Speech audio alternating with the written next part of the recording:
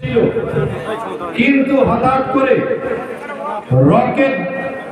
রকেটের দ্রুত গতিতে দিল্লি থেকে উড়ে এসে এই ত্রিপুরা রাজ্যের বুকে বিজেপি এসেছিল বন্ধুগণ। তখন বিজেপির কিছু কিছু নেতৃত্বরা বলতো এই বামফ্রন্টের শাসনকালে কিছু হচ্ছে না, এই বামফ্রন্টের শাসনকালে প্রত্যন্ত এলাকায়, পাহাড়ি এলাকায় মশার উপদ্রবের কারণে পাহাড়ি জনগোষ্ঠীরা, আদিবাসীরা ম্যালেরিয়ার রোগে আক্রান্ত হয়ে অকালে তাদের জীবন নষ্ট হচ্ছে, তারা মারা যাচ্ছে। সেই সময় তারা বলেছিল বিজেপিকে যদি এই ত্রিপুরা রাজ্যের সরকার প্রতিষ্ঠিত করতে আপনারা সাহায্য করেন, তাহলে ত্রিপুরা রাজ্যের সকল অংশের মানুষের বিকাশ হবে। সেই বিকাশের নারার নাম হলো বন্ধুগণ সবকা সাথ সবকা বিকাশ। সেই বিকাশের নাম হলো সবকা সাথ সবকা বিকাশ। সেটাকে মানুষ বিশ্বাস করে আমরা সবাই মিলে গত 2018 বিধানসভা নির্বাচনে বিজেপিকে ভোট দিয়ে ক্ষমতায় বসিয়েছিল এবং এই বিধানসভা কেন্দ্রে বিধায়ক হয়ে মন্ত্রী মহোদয় হয়েছিল বন্ধুগণ।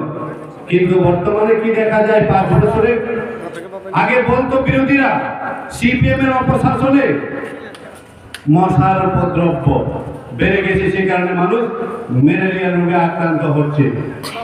এখন গত 10 তারিখ থেকে আমি এখানে ছিলাম, এই এলাকার মানুষের এবং জনগণের সাথে কথা বলে জানতে পারলাম এই কমলপুর এলাকায় একটা রোগের সৃষ্টি হয়েছে। এই রোগের প্রতিকার আমরা খুঁজে পাচ্ছি না এই এলাকার মানুষ। তাহলে আমি জিজ্ঞেস করলাম কি রোগ দাদা ভাই? সেই রোগটা কি?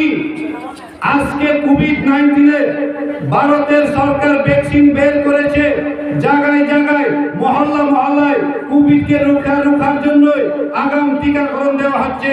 এমন একটা কি রোগ সৃষ্টি হয়েছে এই কমলপুরে, সেটার প্রতিকার আপনারা খুঁজে পাচ্ছেন না। তখন আমাকে বলছে সেই রোগের নাম হলো বাইক বাহিনী।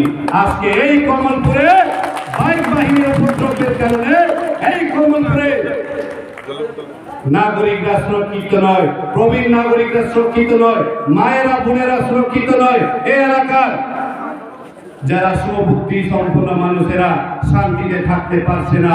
এটাই এই এলাকার নতুন রোগ, সেই রোগের নাম বাইক বাহিনী। তাই বলে আমি দেখেছি এই যেখানে মঞ্চে বানানো হয়েছে, এই মঞ্চে জায়গাতে এই এলাকার প্রবীণ নাগরিক, প্রবীণ নেতা শ্রী রঞ্জিত ঘোষ মহোদয়কে আমি ব্যক্তিগতভাবে সম্মান করি। ওনার উপর এই বাইক বাহিনীদের দ্বারা টেনে হেসে এই জায়গাতে লাঠি পেটা করা হয়েছিল, সেটা কোনোদিন এই সমাজ মেনে নিতে রাজি নয়। এই সমাজে, সভ্য সমাজে এই ঘটনা কোনদিন কাম্য করে না বন্ধুগণ।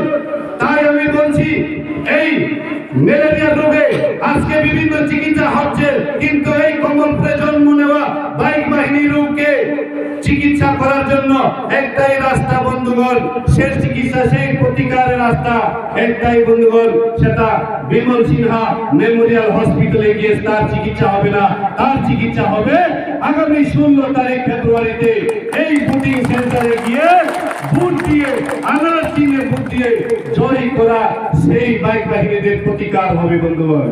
তা না হলে আমরা করতে পারবে না, তা না হলে আমরা করতে পারবে না। এরপরেও বিজেপির প্রতিশ্রুতি কি ছিল? বিজেপি প্রতিশ্রুতি দিয়েছিল তখন মিস কল দিলে চাকরি পাবে। আপনারা বিশ্বাস করেছিলেন? এই এলাকার যুবকরাও বিশ্বাস করেছিলেন মিস কল দিলে চাকরি পাবে। মিস কল দিয়ে চাকরি পাওয়ার কথা আপনি ভুলে যান।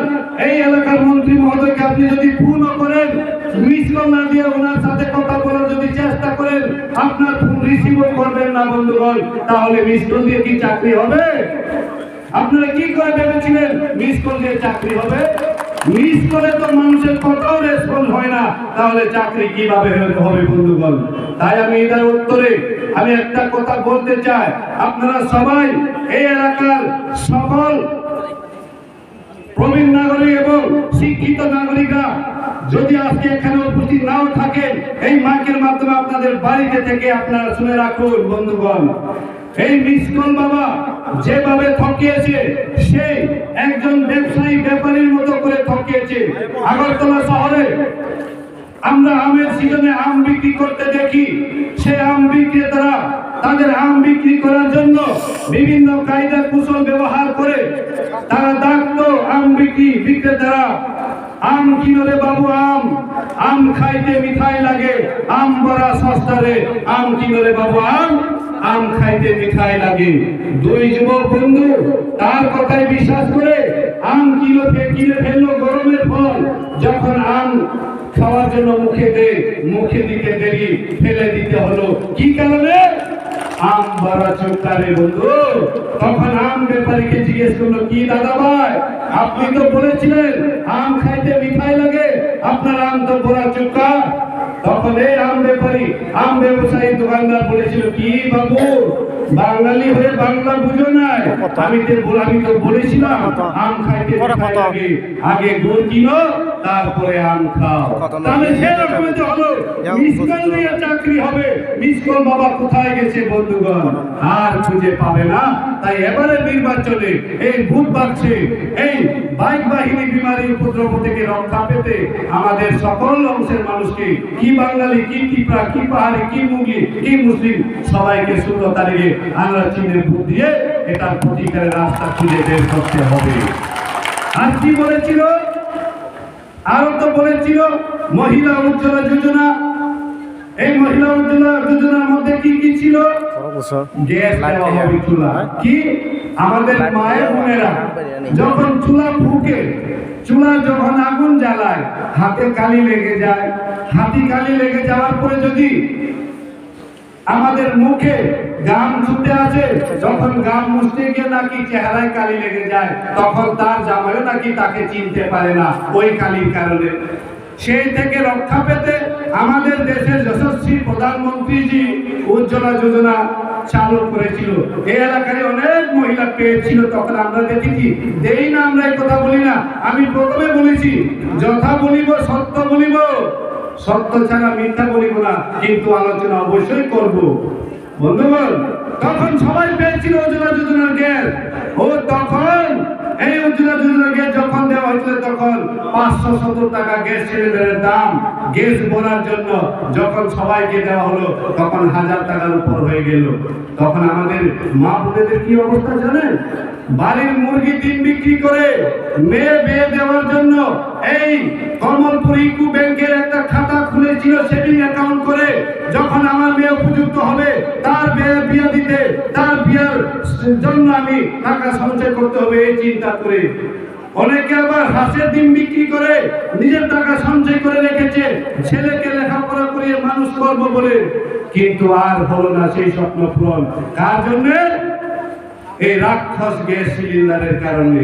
এই রাক্ষস গ্যাস সিলিন্ডারের পেট ভরতে ভরতে সেভিং অ্যাকাউন্টের টাকা খালি হয়ে গেল, তবুও ভরতে পারলো না। আজকে দিনে এই উজ্জ্বলা যোজনার পাওয়া গ্যাস সিলিন্ডার বাংলা কলসের মতো বাড়ির একটি কোণায় ধুলো বালি লেগে পড়ে রয়েছে বন্ধুগণ। সেটাকে কি বিকাশ বলে? সেটাকে কি বিকাশ বলে বন্ধুগণ? সেটা বিকাশ নয়, সেটা মানুষের বিনাশ, সেটা মানুষের স্বপ্নের বিনাশ বন্ধুগণ। এই বিনাশ সরকারকে আর রাখতে পারবো না আমরা। তাই আমি এখানে এসে দেখেছি, মানুষের মুখে শুনেছি, বাংলাতে একটা কথা আছে, ফুলের গন্ধ বাতাসে বই, মানুষের কথা মানুষে কই। তাই শুনলাম এই মেরি আমাদের এলাকার মেয়ে, এই মেরি আমাদের স্নেহধন্য মেয়ে, এই মেরি এলাকার ভাইদের বোন। তার পক্ষে আমরা ভোট দেব, তার পক্ষে আমরা ভোট দেব এই কমলপুরের বিকাশের জন্য, এই কমলপুরের মানুষের সেবা করার জন্য। মেরিকে ভোট দেব বলে শুনে আমি খুশি হয়েছি এবং আশাবাদী মেরি জয় করবে আপনাদের ভোটের সাহায্যে বন্ধুগণ। আরো কি বলেছে? যে বয়স্ক ভাতা নাকি 700 টাকা থেকে বাড়িয়ে 2000 টাকা করে দেওয়া হবে। বাহ, কি সুন্দর কথা,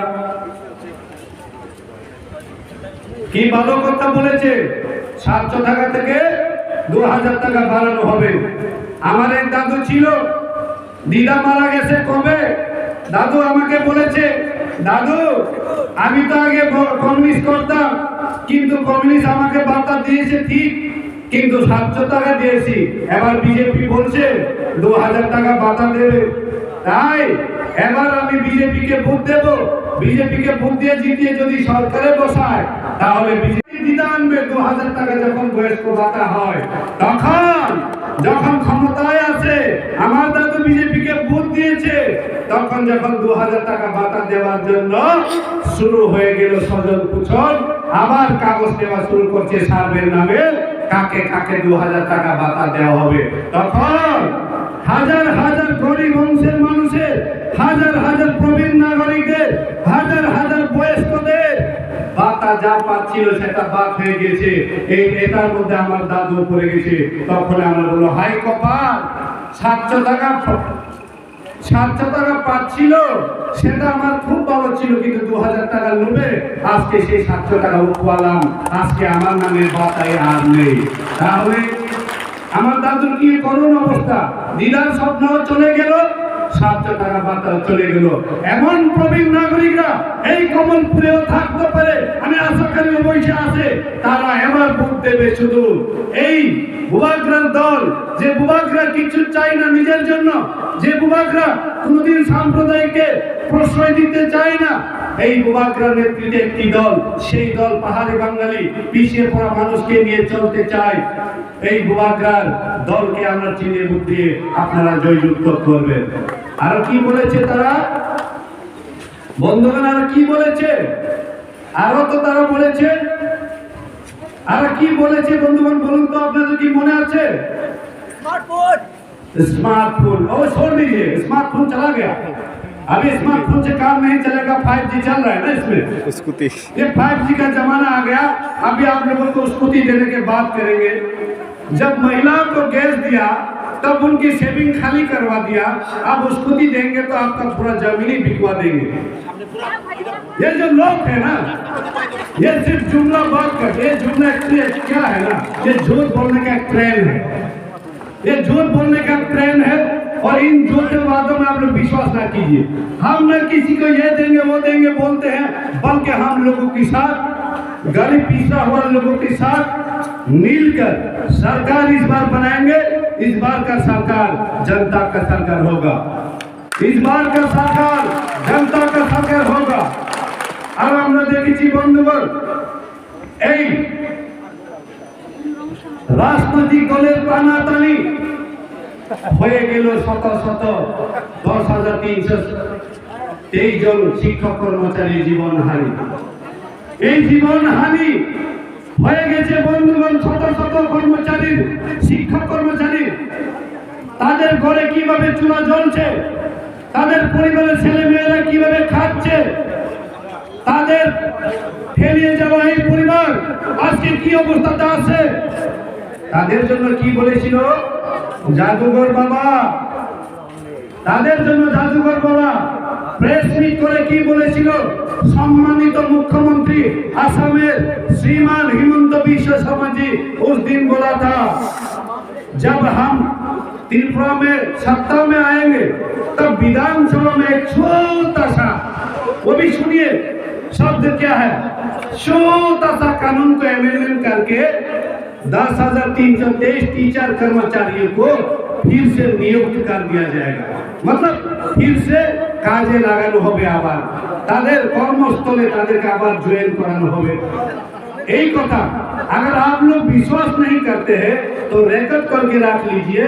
बाद में अगर हम इस काम को अंजाम नहीं देते हैं या पूरा नहीं करते हैं तो मेरी इस बात को आप घुमा घुमा के चलो। अरे यार क्या घुमाएंगे आप, उस दिन तो हमें घुमा घुमा के चकरा दिया, आज फिर घुमाएंगे तो फिर जमीन पर गिर जाएगा। हम गिरने वाले नहीं है बंधुगण। আমরা এই 2 দিনে আমাদের মাথার ঘুরে ঘুরিয়ে আমাকে পাগল বানিয়ে দিয়েছে আমাদের সকলকে। আমরা আজকে আর মাথা ঘুরে ঘুরে মাটি পড়ে যাব নাকি? আমরা আর মাটি পড়বো না, পড়ে গেছে ওই দিন, আজকে উঠে গেছে। তাই আমরা প্রতিজ্ঞা করেছি, এই কমলপুরবাসী করেছে নিশ্চয়, এবার হবে ত্রিপুরায় আনারসে জয় বন্ধুগণ, এবার হবে জয় আনারসের বন্ধুগণ। তাই আমি বলবো এই এলাকার সকল অংশের মানুষ, কি বাঙালি কি পাহাড়ি, সবাইকে একতাবদ্ধ থাকতে হবে। সে একতাবদ্ধ বলে আমরা জয় নিশ্চিত করব। আর আমরা দেখেছি এই রাজ্যে যখন বিজেপি সরকার গঠন হয়েছে, প্রতিষ্ঠিত হয়েছে, সেই দিনের পর থেকে জায়গায় জায়গায় বিরোধী দলের নেতাদের উপর আক্রমণ, বিরোধী দলের পার্টি অফিসের উপর আক্রমণ। সেই আক্রমণটি কি গণতন্ত্র বলে? সেই আক্রমণ কি গণতন্ত্র বলে? ভারতবর্ষ একটি গণতন্ত্র দেশ।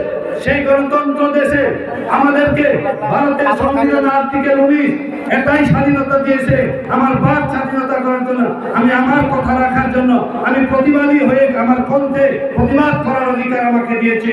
তাই আমরা কেন প্রতিবাদ করব না? তাই আমরা কেন সংগঠন করব না? তাই আমরা কেন লড়ব না? আমাদেরকে লড়তেই হবে বন্ধুগণ। কাদের বিরুদ্ধে? গণতন্ত্র বিরোধী দলের বিরুদ্ধে। আমরা দেখেছি কিছু সময় আগে দুর্গাপূজা উৎসবের সময় দেখেছি আমাদের পার্শ্ববর্তী রাষ্ট্রে কিছু অঘটন ঘটনা ঘটেছিল। সেটাকে কেন্দ্র করে এই রাজ্যের হিন্দু মুসলিমের আন্তরিকতাকে ভেঙে চুরমার করে দিতে মসজিদে হামলা করা হয়েছে। ওই মসজিদে হামলা করলে পরে কি হবে? আবার আমাদের মুসলিম ভাই বোনেরাও মন্দিরে যেন হামলা করুক। ওই হামলা হলে কি হবে? একটা জাতি দাঙ্গার সৃষ্টি হবে, একটা ধর্মীয় দাঙ্গার সৃষ্টি হবে। সেই সুযোগকে কাজে লাগিয়ে এই 2023 আবার ক্ষমতা আসতে তারা চেয়েছিল। তাই আমাদের প্রতিবাদী কণ্ঠে আমাদের বুবাকরা, সকলের প্রিয় বুবাকরা, সকল জাতি ধর্মকে নির্বিশেষে ভালোবাসে সেই ব্যক্তি প্রতিবাদী কণ্ঠে সেই সময় প্রতিবাদ করার পরে এই ত্রিপুরা যে অঘটন ঘটনা থেকে আমরা বেঁচে গেল বন্ধুগণ। তাই আমরা কোনোদিন এই দলকে একবার দেখেছি, আমরা একবার দেখে বুঝে গেছি এটা কোনোদিন মানুষের জন্য কাজ করতে পারে না, এরা কোনোদিন মানুষের ভালোর জন্য কাজ করতে পারে না। তাই আমরা তখন বলতাম বামফ্রন্টের অপশাসন বলে, তখন আমরা বলতাম, আলোচনা করতাম, আরে এটা তো অনেক জাল। বামফ্রন্টের অপশাসন বলে আমরা বলতাম, আরে বামফ্রন্ট শাসন একবারে মরিচের মতো জাল, মরিচের মতো জাল। আজকে মানুষ বলছে আরে ওটা কি জাল, এটা তো টক জাল। এই বিজেপি দলকে বলছে, আগে সিপিএম কে বলতো, কমিউনিস্টকে বলতো জাল, এখন বিজেপি বলছে টক জাল বন্ধুগণ। তাই জাল সহ্য করতে পারে, টক জাল তো আর সহ্য হয় না বন্ধুগণ। সে বলে আমি সকল অংশের মানুষকে অনুরোধ করব, যেমন এই স্বৈরাচারী দলকে, এই ধর্ম বিরোধী দলকে, এই আন্তরিকতা বিরোধী দলকে এই রাজ্য থেকে উৎখাত করতে সকল ধর্মে, সকল অংশের মানুষ, সকল জাতির মানুষ এবার একত্রিত হয়ে আমাদের মেরি দেববর্মাকে গোয়ার পক্ষে হয়ে এখানে আপনাদের আশায় প্রতিদ্বন্দ্বী করার জন্য মনোনীত করেছে। আপনারা ভোট দেবেন। আরেকটা আপনাদের মধ্যে শঙ্কা আছে আমি জানি, আপনারা সন্দেহ আছে আপনাদের মনে, কেননা আমরা যদি মেরি দেববর্মাকে ভোট দিয়ে পাস করিয়ে দেয়, মহারাজা নাকি আবার ইলেকশনের পরে বিজেপির সাথে অ্যালায়েন্স করে বসে, তাহলে তো আমাদের বিপদ হবে। সেটা প্রশ্ন আছে কি নাই বন্ধুগণ? আছে কি নাই বলুন? আছে তো। সেটা আমি আজকে জলের মতো পরিষ্কার করে দিতে চাই। আমি দেখেছি এই অঞ্চলে বিভিন্ন জায়গার নাম, তুই রুমু সরা, তুই কুচুন সরা, তুই কুকুর সরা। অ্যাকচুয়ালি আমি একবারে পরিষ্কার করে, গ্লাসের মতো পরিষ্কার করে আমার মনের থেকে আন্তরিকতা দিয়ে বলতে চাই, বুবাকরা, আমাদের মহারাজ যদি বিজেপির সাথে ইলেকশনের পর যদি তার পরিকল্পনা অ্যারেঞ্জ করা যদি থাকে, তাহলে কি 42টা সিটে আমরা প্রতিদ্বন্দ্বিতা করতো? বলুন তো বন্ধুগণ। ত্রিপুরা রাজ্যে ওই সীমা হলো 1 নম্বর, ওই সীমা হলো 1 নম্বর। আজকে কাঞ্চনপুর হলো লাস্ট বিধানসভা কেন্দ্রে। 1 থেকে 60-এর মধ্যে যদি আমরা ক্ষমতায় আসতে হয়, আমাদেরকে কত পেতে লাগে বন্ধুগণ? মাত্র 31টা। তাহলে 31টাতে আমরা কেন 42টাতে প্রতিদ্বন্দ্বী করছি? আমরা এই কারণে প্রতিদ্বন্দ্বী করছি, আমরা বিজেপির সাথে যুদ্ধ করবো না, আমরা একাই আপনাদের সাহায্যে, আপনাদের আশায় রেখে আমরা 42টা সিটে প্রতিদ্বন্দ্বিতা করছি বন্ধুগণ। তাই ज्यादा कुछ नहीं बोलूंगा, सिर्फ यही बोलूंगा, आपसे रिक्वेस्ट करूंगा, अनुरोध करूंगा, इस मन से हाथ जोड़ करके सभी कबीर नागरिक और युवक युवतियों को ये गुजारिश करता हूं कि आने वाले 16 फरवरी के दिन अपने अपने वोटिंग सेंटर में जाकर अनारस की सिंबल देख के आप लोग वतन को दबाइए और महाराजा और हम सब के एकता को विजय बनाइए। सबको नमस्कार। जतन